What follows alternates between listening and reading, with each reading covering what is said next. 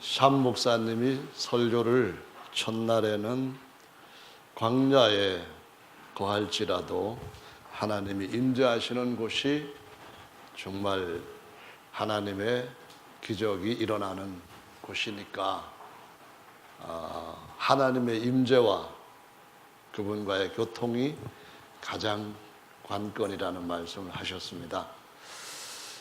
그래서 그분이 설교하실 때 어떤 광야의 교회에 초청을 받아 가셨다고 했는데 그 기온이 한 40도에서 50도 정도를 올라갈 정도로 뜨거운 데서 설교를 하는데 역시 하나님은 그런 데서 일하시는 것을 좋아하시는, 듣기가 그것인 것 같은 그런 분이심을 우리한테 느끼게 해주셨어요. 둘째 날에는 연합오순절교회에게 부흥이 오고 있는데 부흥을 위하여서는 두 가지가 중요하다는 말씀을 하셨어요. 하나는 나팔을 정확하게 불어야 된다.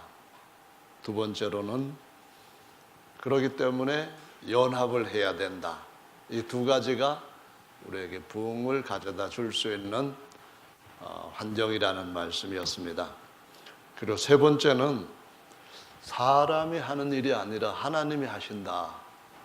그 말씀이셨어요. 그래서 우리가 못하거나 우리가 어떤 준비가 육적으로 덜 됐거나 사람들의 요구하는 어떤 기준들이 갖춰지지 않았다 할지라도 우리가 하나님을 향한 하나님이 원하시는 그런 제반 일들이 기본적으로 갖추어져 있으면은 하나님은 어느 때든지 놀라운 역사를 하신다. 그래서 한국 땅의 부흥도 곧 있을 것이라고 말씀을 하셨습니다.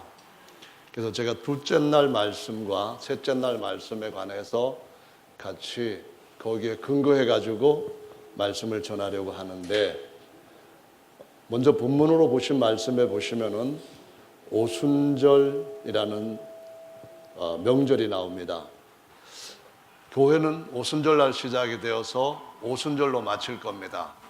왜냐하면은 오순절이 맞춰질 때에 비로소 나팔절로 이어지고 우리의 모든 구속은 완전하게 성취될 것이기 때문에 우리가 진실하게 오순절로 돌아가면은 부흥은 자연스럽게 올 것이라는 겁니다.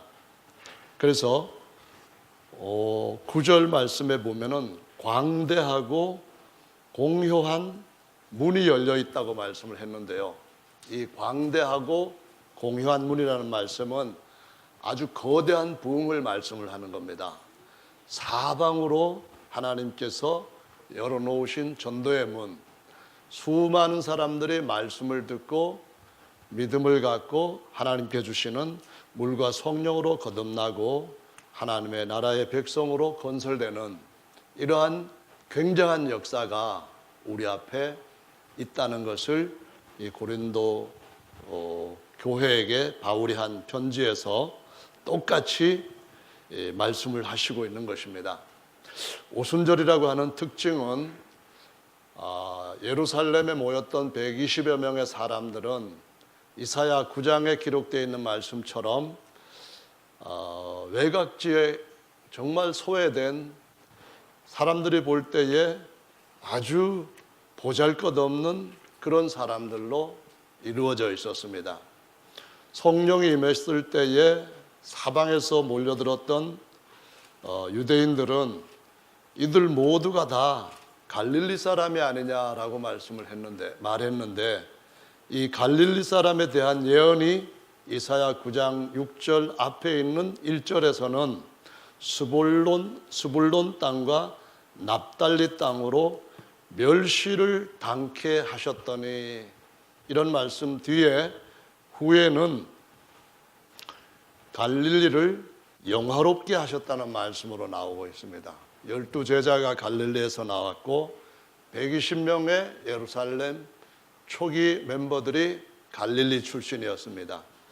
그래서 오순절이라고 하는 것은 고린도후서 4장 7절의 말씀처럼 능력의 힘이 큰 것이 사람한테 있는 것이 아니었습니다.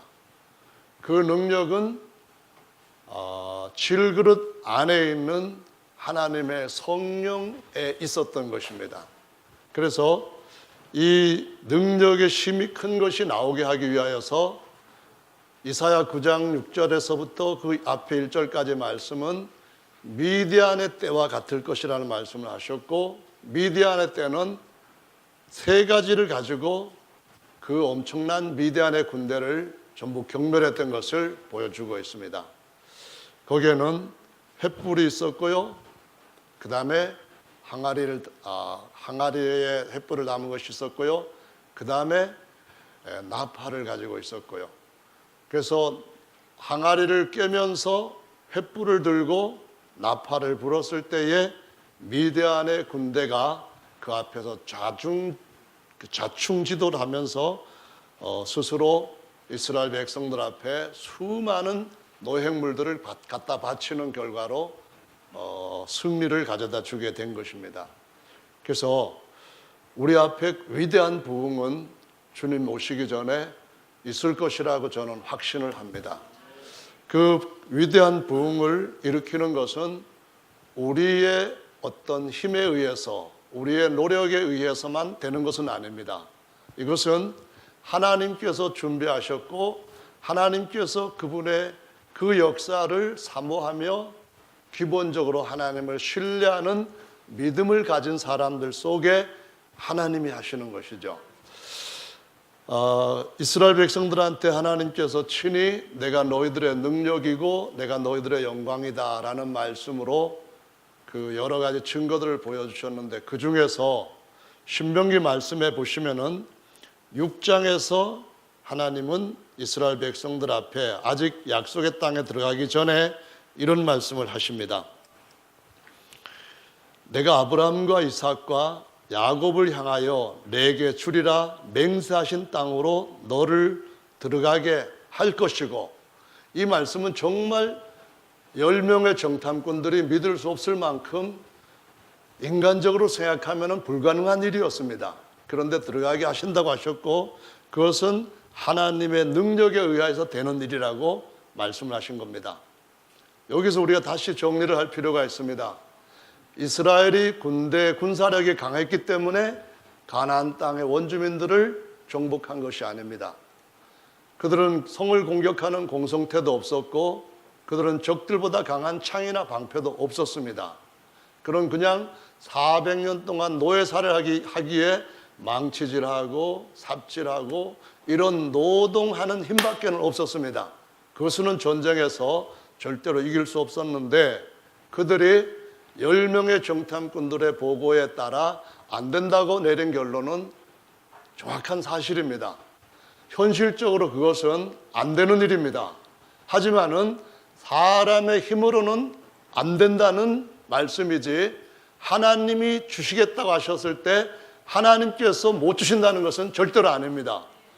그들이 못 들어간다는 것은 그들의 힘으로 못 들어간다는 것이고 맞는 말입니다. 그러나 하나님이 들어가겠다고 하셨을 때에 하나님께서 들어가시는 일은 안 되는 일이 없는 것이라는 거죠. 부흥은 옵니다. 하지만 우리의 힘으로, 우리의 어떤 뛰어난 능력에 의해서 부흥이 오는 것은 아닙니다. 이것은 현실입니다. 우리가 우리 자신의 어떤 모습을 보아도 부흥을 얻을 만한 그런 가능성이 전혀 보이지 않을지라도 하나님이 우리 앞에 공효한 대문을 열어놓으셨다면 이 대문을 닫을 자는 없다는 것이 하나님께서 선언하시는 것입니다.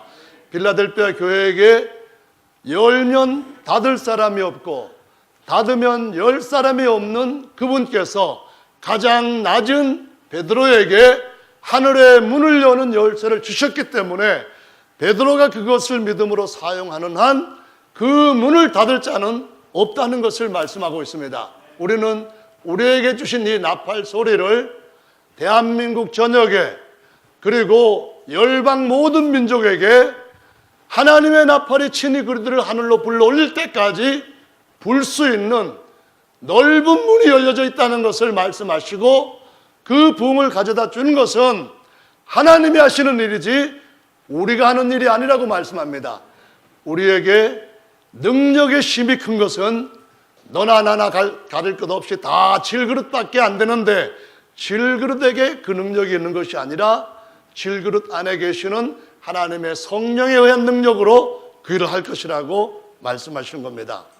가만히 보면은 이번 주간에 간증하시고 설교하셨던 그분들의 사역에서 어려운 일들을 만났을 때 어떤 방법도 더 이상 할 수 있는 방법이 없었을 때 하나님이 기이하게 해주시는 그런 일들이 우리에게 믿음을 더해 줍니다. 감동을 줍니다. 하나님께서 하신 일이다, 이거는 우리가 한 일이 아니다, 그렇게 고백하는 그들의 진실 속에서 하나님께서 우리의 상황 속에서도 똑같이 하나님이 하신다는 것을 약속으로 받게 하는 것입니다. 그래서 우리는 부흥은 하나님에 의해서 온다는 겁니다. 그분이 야훼 이레로 준비하신 그것이 온다는 것을 보여주고 있습니다. 이스라엘 백성들이 가나안 땅에 들어갔습니다. 그럼 그때부터 그들은 뭘 합니까? 이어지는 말씀에 보면은 이렇게 이어지고 있습니다. 내가 건축하지 아니한 크고 아름다운 성읍을 얻게 하시며, 이 말씀에서는 하나님이 무엇을 얻게 하신다, 그 주체, 그 주동 세력은 사람이 아니라 이스라엘 백성의 그 누구도 아니라 하나님이 그 일을 하신다는 것을 보여주십니다. 그런데 뭘 하실 것인가? 그냥 보통의 일을 하실 것인가? 그런 것이 아니라 이스라엘 백성들이 지었기에 어려운, 지을 수도 없는 성들을 하나님께서 거저 그들에게 얻게 해주시겠다고 말씀하시는 겁니다. 아름다운 견고한 성들을, 크고 아름다운 성읍들을 얻게 하시며, 내가 채우지 아니한 아름다운 물건이 가득한 집을 얻게 하시며, 내가 파지 아니한 우물을 얻게 하시며, 내가 심지 아니한 포도와 감람나무 열매를 얻게 하시며, 너로 배불리 먹게 하실 때가 바로 그때 주님이 다 준비한 것을 누리게 하시는 때라고 말씀하시고 있습니다. 부흥은 이렇게 오는 것입니다. 부흥은 하나님의 역사에 의해서 자연스럽게 옵니다. 21세기에 위대한 오순절이 등장하는 부흥은 한 조그마한 신학교에서 성경 공부하는 중에 성령 침례받기 위해서 어떻게 해야 되나, 성령 침례받게 되면 어떻게 되는 것인가, 이것을 연구한 아줌마들의 그룹에서부터 이 엄청난 부흥이 일어나기 시작해서 오늘날은 오순절 교파라고 하는 이 단일 교파가 가장 강력하고 많은 교파로, 지속적으로 성장하는 교파로 자리매김을 하게 되었던 것입니다.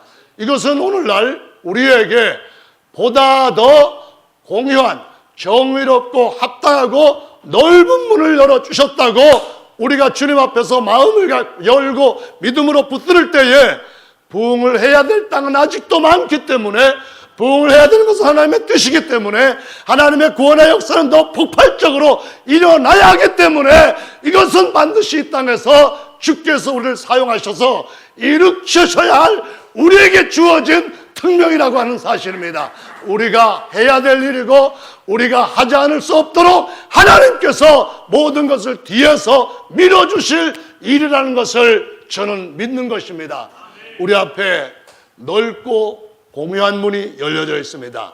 그러기 위해서는 저는 두 번째 날에 정말 은혜를 많이 받았고, 설교 끝나고 난 뒤에 그 뒤에 배경과 그 어떤 일어났던 일이 어떤 것인지 저는 잘 모릅니다만은, 홍콩 선교사님 오셔서 저한테 한참 동안 기도도 하시고, 총회장도 오셔서 기도하시고, 뭐 다 오셔서 기도할 때에 왜 이러시나, 내가 지금 앞으로 큰 부흥을 일으킬 그러한 도구로 하나님이 쓰시려고 하나, 아니면은 또 뭐 다른 게 있나, 그런 생각을 했지만은 딱 말씀 안에서 내린 결론은 이겁니다. 하나님께서 위대한 부흥을 원하시고, 하나님께서 누군가를 통해서 이 부흥을 일으킬 것이고, 이 부흥을 위해서는 하나님께서 샴 목사님한테 주셨던 두 가지 일이 반드시 일어나야 된다는 것입니다. 그 첫째가 무엇이냐면은 나팔을 정확한 음대로 불어야 된다는 것입니다. 그래서 저는 이 고린도전서 말씀에서 16장 말씀에 공유하고 넓은 부흥의 문을 이어서 앞으로 14장의 말씀에 가시면은 모든 교회들은 나팔 소리를 낼 때에 정확한 나팔 소리를 내야 된다는 것이죠. 한번 우리 고린도전서 말씀 14장을 찾아보시도록 하겠습니다. 고린도전서 14장입니다. 이번에는 14장 찾으셔서 7절, 8절 말씀을 함께 읽어보겠습니다. 시작.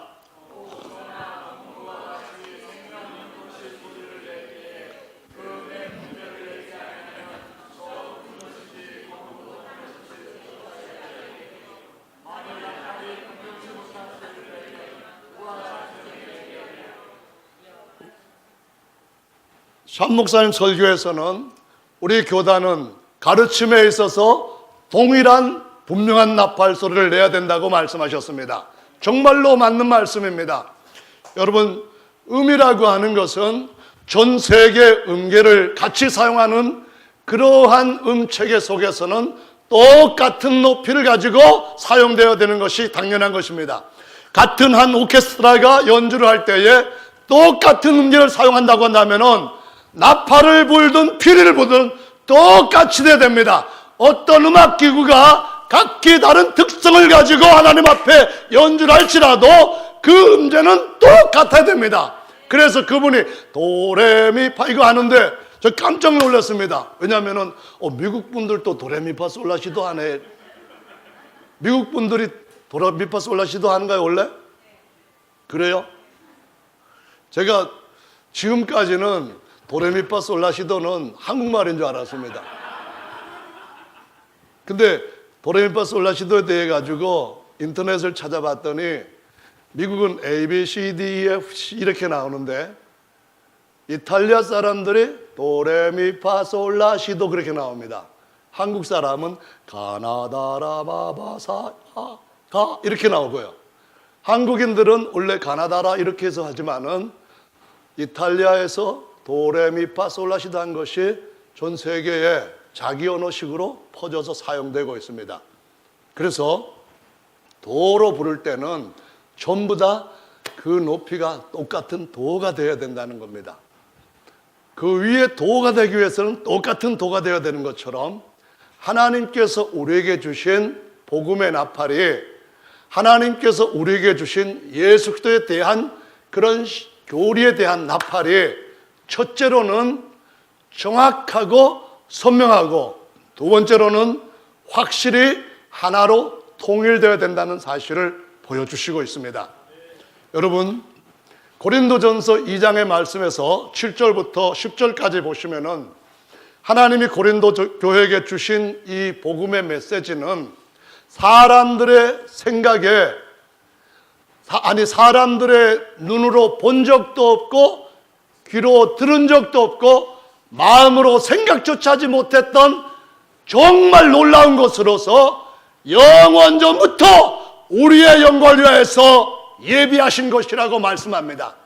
모든 피조물을 창조하시기 전부터 하나님께서 아들과 관계된 놀라운 하나님의 집에 경륜을 가지시고 그 하나님께서 영세전부터 예정하셨던 완전한 진리의 말씀을 사람의 몸을 입고 아들 안에 오셔서 영원전부터 감춰졌던 것들을 이 세상에 비로소 공포하셨고 그 아들에게 주셨던 말씀을 사도들에게 주셨으며 사도들이 그 말씀을 성경에 기록하였고 그 말씀을 성령으로 확증하였고 2000년대들 아니 1900년대 초에 들어와서 다시 그 말씀들을 회복시키기 시작하셨고 이 말씀이 성경에 기록된 대로 가장 정확하게 가장 확실하게 가장 강력하게 온 세계에 불려져야 할 하나님의 나팔이라고 말씀하시고 있습니다.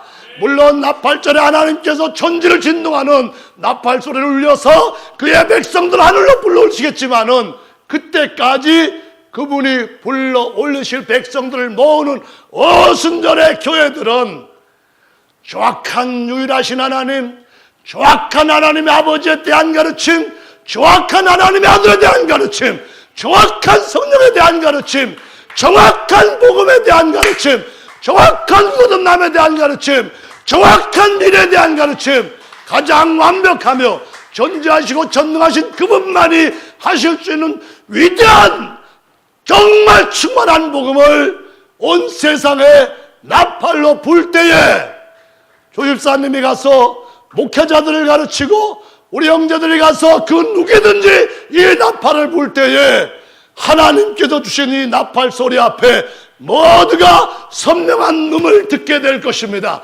저것이 도인지 저것이 라인지를 분명하게 듣게 될 것입니다. 이 복음의 음제를 가지고 나갈 때에 우리 앞에서는 하나님의 위대한 찬송이 나오게 될 것인 줄로 믿으시기 바랍니다. 내가 새 일을 행하리니 이전 것을 잊어버리라. 내가 새 일을 행하는 것은 너희로 내 이름을 찬양케 하기 위함이라고 말씀하십니다. 왜 우리가 여호와라고 하는 이름 대신에 예수라는 이름을 불러야 되는지, 천하 인간에게 구원을 얻을 만한 다른 이름이 없다는 말씀을 하면서 여전히 여호와를 찬송하는 것이 왜 우리에게는 새로운 길로 들어서야 할 하나님의 뜻이 것이라고 선포해야 할 무엇이가 있다고 고백하고 인정하고 노래해야 될 일인지를 여러분 모두에게 주님께서 보여주신 바와 같습니다. 주의 진리의 말씀은 더 선명한 나팔로 불려지게 될 줄로 믿으시기 바랍니다. 저는 그래서 그날 저녁에 샴 목사님이 설교하실 때에 저 소리는 나에게 하시는 소리라는 것을 들었습니다.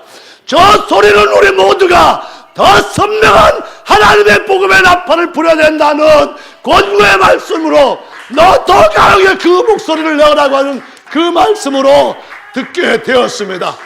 하나님의 말씀에 비추어서 하나님의 기록된 말씀에 맞추어서 이 말씀에 정확하게 하나님만이 하실 수 있는 가장 놀라운 복, 아무도 헤아릴 수도 없을 만큼 위대한 이 복음의 소식, 그분만이 우리에게 주실 수 있는 이 대단한 축복, 그분이 우리에게 주신 위대한 권세, 그분이 우리에게 주신 영원한 우리의 신분, 이런 것들을 보여주는 이 가르침에 대한 분명한 나팔 소리가 이 땅과 온 세상을 흔들 때가 올 줄로 믿으시기 바랍니다.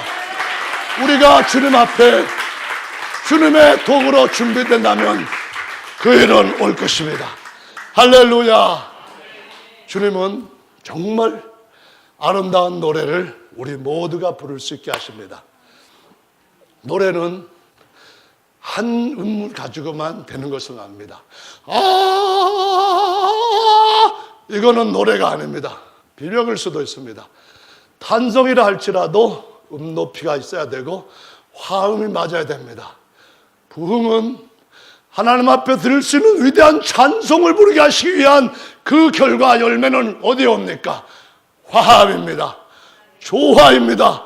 서로 정확한 것을 붙들고 서로 자신의 위치에서 서로 자기가 하나님으로부터 받은 은사를 몸을 위하여 전체 위대한 노래를 위하여 하나님 앞에 아름답게 쓰여질 때에 거기는 부흥이 오는 줄로 믿으시기 바랍니다.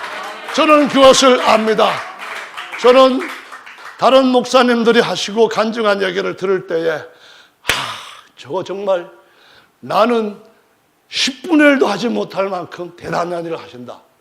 제가 만약 김충현 목사님 같이 이 지체가 불편했다고 한다면은 저는 어쩌면은 예수님한테 지금 예수님도 모를 뿐만 아니라 그냥 불평하는 문제 그 덩어리로 남아있을 거란 생각을 해봅니다. 세상 참 불공평하다. 그러면서 술 먹고 담배나 삐꼭 피워대면서 더러운 세상, 누구는 태어날 때부터 금수저 물고 태어나가지고 젊은 것들이 그냥 기집애들 끌어안고 다니면서 막 벤치 타고 더러운 세상, 눈꽃 사나워서 못 살겠다 이런 비난을 하면서 살았을지도 모릅니다. 근데 김충현 목사님을 만난 하나님, 하나님을 의지했던 김충효 목사님, 그분은 죄가 할 수 없는 위대한 일을 하는 그리스도 안에서의 지체였습니다. 비록 신체적으로는 다른 어떤 사람보다도 약하지만 그분과 그분의 부인이 하나님을 향하여서 선한 소원을 가지고 하나님 앞에서 그 위치를 지키면서 하나님께서 그에게 요구하시는 신령한 제물로서 드려지는 삶을 몇십 년 드렸을 때에 하나님은 그들의 삶 가운데서 나는 누구에게든지 은혜를 베풀고 어떤 상황에서도 역사를 살아있는 하나님이라는 것을 보여주셨습니다. 그것은 또한 우리 모두에게는 주님이 우리에게 어떤 것을 줬든지 주님으로부터 받은 것 외에는 쓸모가 없으며 주님으로부터 받았다면 그 누구도 스스로 자만할 수 있는 사람은 없다는 것입니다.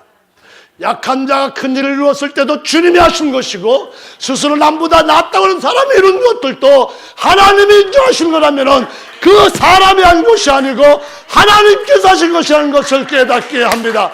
그러므로 그 누구에든지 찬양을 받으실 분은 오직 예수 그리스도뿐이시고 예수 그리스도 그분만이 이 땅에 위대한 부흥을 일으키실 진짜 주체라는 사실을 보여주시고 있는 것입니다. 그래서 우리는 연합을 해야만 됩니다. 하나님 앞에 위대한 찬송, 그분이 하신 대단한 일들을 보고 찬양할 수 없는 그 자리에서 그 격한 하나님에 향한 감동과 사랑하는 지체 형제들에 대한 고마움을 주체할 수 없어서 눈물을 흘리며 춤추며 찬양하게 때 그것은 바로 연합에서 오는 것인 줄로 믿으시기 바랍니다. 우리 모두는 같은 보잘것없는 질그릇 속에 각기 색다른 7색깔 무지개 도레미파솔라시도 주님께 주신 음정을 갖고 있습니다. 각각 다른 음을 내야만 아름다운 노래가 만들어집니다. 각각 다른 색깔을 내야만 컬러풀한 더 멋진 세상이 우리 앞에 나타나게 됩니다. 그런데 서로 자신만이 유일하다고 생각하는 것은 하나님께서 만드실 위대한 전체가 함께 누릴 수 있는 꿈들을 스스로 포기하는 것이라는 사실을 알아야만 됩니다. 그래서 고린도 교회에게는 주님이 이 말씀을 1장에서 하시고 있습니다. 고린도전서 1장 다 같이 찾아보시겠습니다. 1장 10절 말씀입니다. 찾으셨으면 10절부터 13절 말씀까지 같이 읽어보겠습니다. 시작.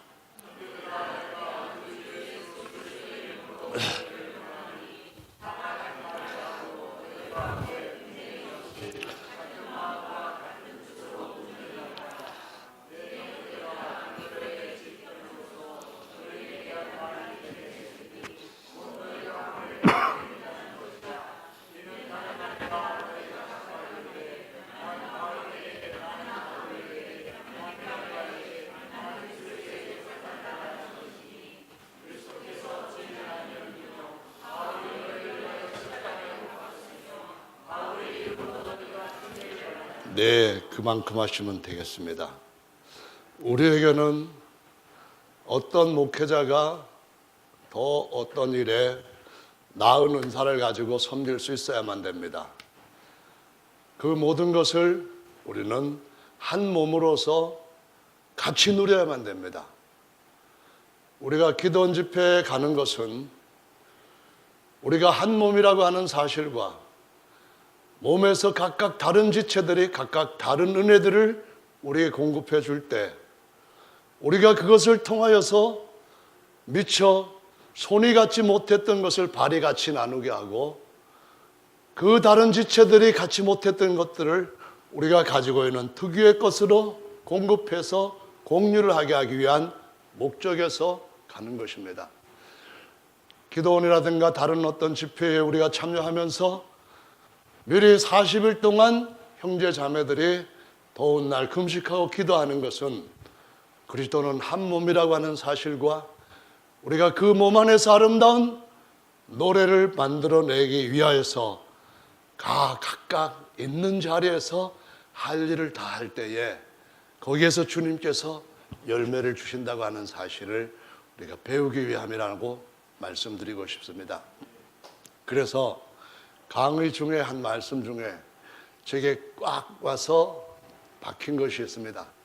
그건 제 아내가 미리 여선제처럼 저한테 늘 하는 말이었는데요. 오직 당신이 있어야 할 자리에서 당신이 해야 할 일에 최선을 다하라. 그 일을 다했다면 당신은 예수님 안에서 승리한 사람이다. 그것입니다. 제가 해야 될 일은 제 위치에서 제가 해야만 됩니다.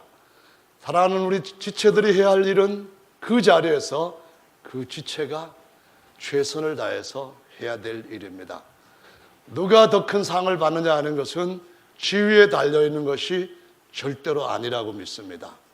주님이 주시는 상, 주님이 주시는 칭찬은 어떤 환경에서든지 그가 계시는 것을 믿고 그분의 얼굴을 구하는 자에게 상 주시는 이심을 믿을 뿐만 아니라 얼굴을 구하는 자에게 그 모든 것을 아시는 주님이 적절한 상을, 칭찬을 각각 자에게 주실 것인 줄로 믿으시기 바랍니다.